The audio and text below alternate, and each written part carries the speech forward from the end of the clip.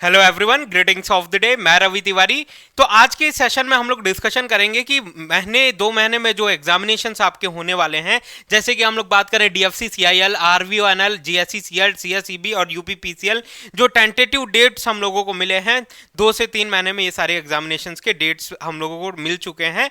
तो 2 से 3 महीने में ये सारे एग्जामिनेशंस कंडक्ट होने वाले हैं। तो आपका सही अप्रोच क्या होना चाहिए इस पर्टिकुलर एग्जामिनेशंस के लिए, क्या आपका अप्रोच होना चाहिए, क्या स्टेप्स होने चाहिए इन पर्टिकुलर एग्जामिनेशंस को क्रैक करने के लिए, तो उसके बारे में आज के इस सेशन में हम लोग डिस्कशन करते हैं।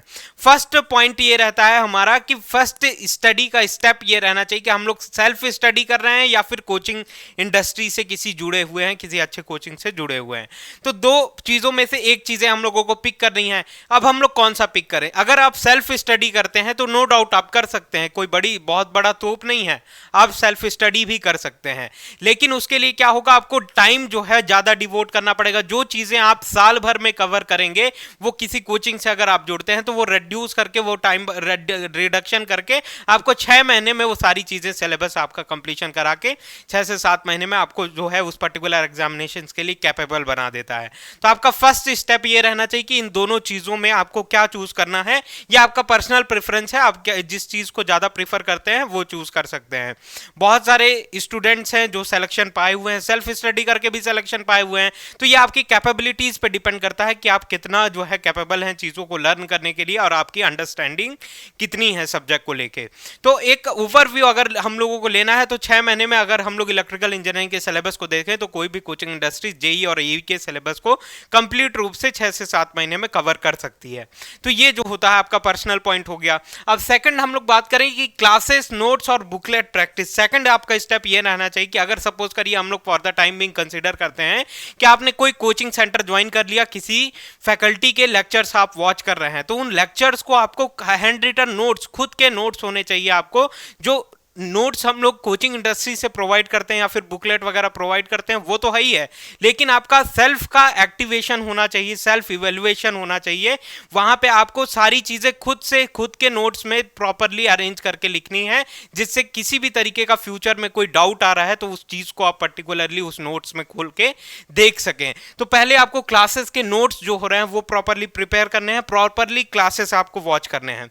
सेकंड आपका स्टेप ये रहेगा कि फैकल्टीज अगर कोई भी सब्जेक्ट पढ़ा रहा है तो साथ में कुछ क्वेश्चन प्रैक्टिस के सेट कराता है, वो प्रैक्टिस सेट हो गए। और फिर उसके बाद किसी भी कोचिंग इंडस्ट्रीज से कुछ बुकलेट दिए जाते हैं हम लोगों को कि आप जो है सेल्फ इवेल्युएशन उन बुकलेट से कर सकते हैं कि आपने कितना कॉन्सेप्ट लर्न किया, उसको आप अप्लाई कर पा रहे हैं या फिर नहीं। तो ये सारे स्टेप्स इंपॉर्टेंट है। और अगर हम लोग बात करें स्टूडेंट्स, ये वाले फेज में लर्निंग मोड है, इसको हम लोग लर्निंग मोड बोलते हैं।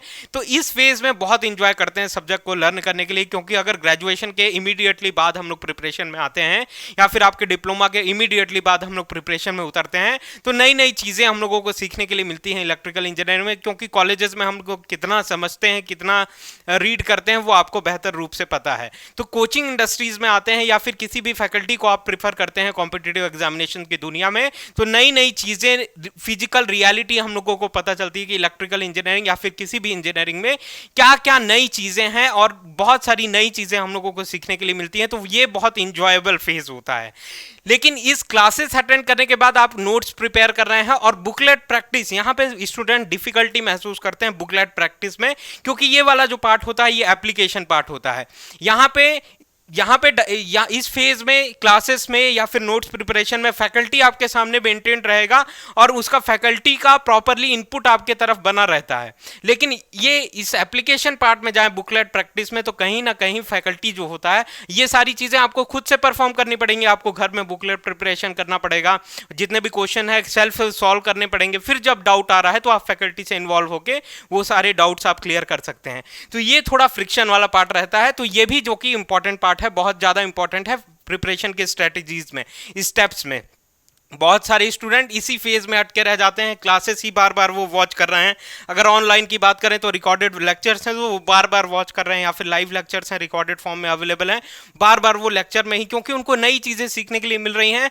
फर्स्ट टाइम जो है इलेक्ट्रिकल इंजीनियरिंग को या फिर किसी भी इंजीनियरिंग को वो समझ रहे हैं, तो ये इसी स्टेज में जो है स्टक रह जाते हैं, इस प्रैक्टिस सेट में या फिर जो भी है एप्लीकेशन पार्ट में वो पहुंच ही नहीं पाते हैं। लेकिन ये भी फेज हम लोगों के लिए प्रिपरेशन के लिए बहुत इफेक्टिव है। केवल लर्निंग नहीं, उसका एप्लीकेशन भी हमारे लिए बहुत ज़्यादा इंपॉर्टेंट है, तो आपको एप्लीकेशन में भी ध्यान देना है। इसके बाद ये अगर बुकलेट प्रैक्टिस आप कर लेते हैं इन सब्जेक्ट से रिलेटेड, तो आपको एक सब्जेक्ट का ओवरव्यू पता चल जाएगा कि कितना कॉन्सेप्ट आप लोगों ने लर्न किया, उसको कितना कहाँ कैसे अप्लाई करना है, ये सारी चीज़ें आपको अंडरस्टैंड हो जाएंगी, चीज़ें समझ में आ जाएंगी। अब फिर कुछ स्टैंडर्ड बुक्स हैं, अगर एई और जेई एग्जामिनेशंस की बात करें तो जो कि एसएससी जेई के किसी भी कोचिंग इंडस्ट्रीज के आपको प्रीवियस ईयर बुक्स मिल जाएंगे। तो प्रीवियस ईयर बुक्स में जितने भी प्रीवियस पेपर्स हैं उन सारे क्वेश्चंस मिल जाएंगे, उसकी प्रैक्टिस आप करिए। एसएससी जेई का बुक, ईएससी के ऑब्जेक्टिव क्वेश्चन, सब्जेक्टिव क्वेश्चन नहीं, केवल ऑब्जेक्टिव क्वेश्चन एसएससी के लिए, प्रीलिम्स वगैरह के लिए, ये सारी चीजें आप प्रिपेयर कर सकते हैं। ईएससी के ऑब्जेक्टिव क्वेश्चन अटेम्प्ट कर सकते हैं, बहुत बेसिक लेवल के क्वेश्चन रहते हैं। असर्शन रीजन वाले क्वेश्चन में आपको थोड़ी डिफिकल्टी होगी, क्योंकि वहां पे थोड़े कॉन्सेप्ट ज्यादा इन्वॉल्व रहते हैं, चीजों को डेप्थ में एनालाइज करना पड़ता है। तो जितने आपसे क्वेश्चन अटेम्प्ट हो रहे हैं ये सारी चीजें आप करिए प्रीवियस ईयर बुक से। फिर जो है थर्ड स्टेप होना चाहिए, जेबी गुप्ता वगैरह आप सॉल्व कर सकते हैं। अगर ये 3 बुक्स आपने सॉल्व कर लिया, फिर अदर किसी भी बुक की आपको रिक्वायरमेंट नहीं रहेगी एई और जेई एग्जामिनेशन के लिए। अगर ये 3 बुक्स आपने सॉल्व कर लिया तो ये मोर देन सफिशिएंट है। इतने नंबर ऑफ क्वेश्चंस आपको इन बुक्स में मिल जाएंगे कि किसी भी न्यू क्वेश्चन की आपको जरूरत नहीं रहेगी। आपने क्लासेस प्रॉपरली वॉच कर लिए, नोट्स बना लिया, बुकलेट प्रैक्टिस कर लिया, और फिर ये 3 बुक सॉल्व कर देते हैं, या फिर कितना भी इनपुट आप दे देते हैं इन सारी चीजों में, तो नए क्वेश्चन की आपको जरूरत नहीं रहेगी।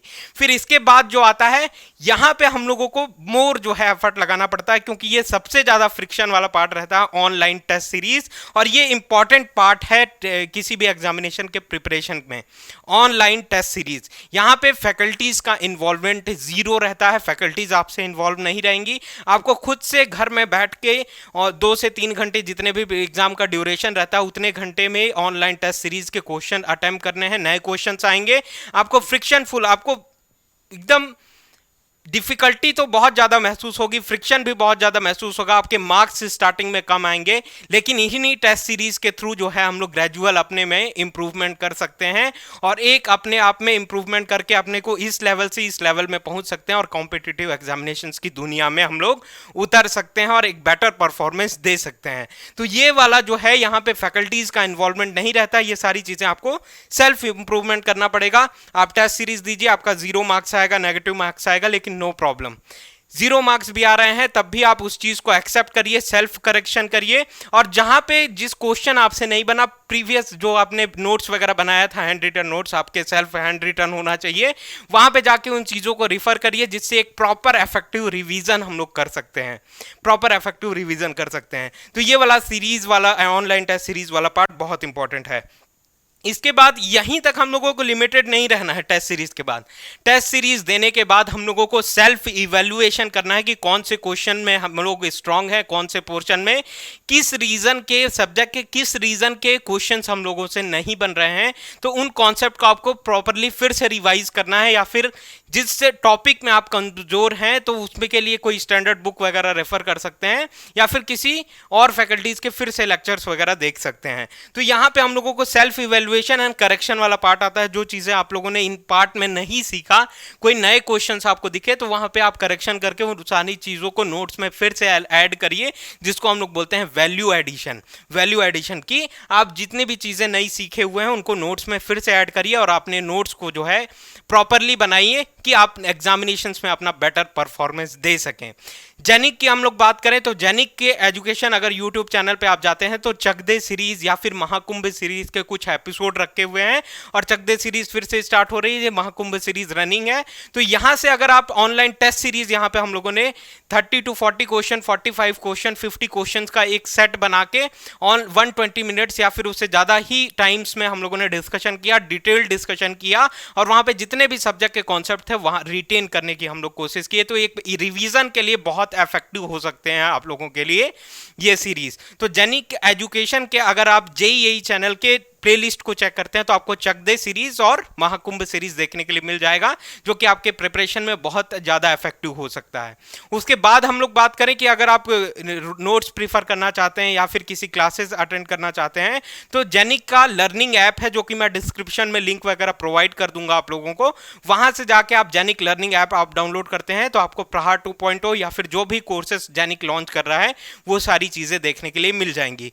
टेलीग्राम ग्रुप का लिंक मैं प्रोवाइड कर देता रहा हूँ कमेंट में, डिस्क्रिप्शन बॉक्स में। तो ये सारी चीज़ें से आप टेलीग्राम से जुड़ के जेनिक के किसी भी फैकल्टी से आप डायरेक्ट कॉन्टैक्ट में आ सकते हैं, और जितने भी आपके डाउट हैं एग्जामिनेशन को रिलेटेड, तो वो सारी चीज़ें आप दूर कर सकते हैं और अपना प्रिपरेशन एक इफेक्टिव बना सकते हैं और किसी भी एग्जामिनेशन में सिलेक्शन पा सकते हैं। तो आज के सेशन में हम लोग यहीं तक डिस्कशन करते हैं। नेक्स्ट सेशन में हम लोग फिर से मिलेंगे मल्टीपल कॉन्सेप्ट के साथ और डिफरेंट सब्जेक्ट के कॉम्बिनेशन के साथ। Thank you very much for this session. Very very all the best.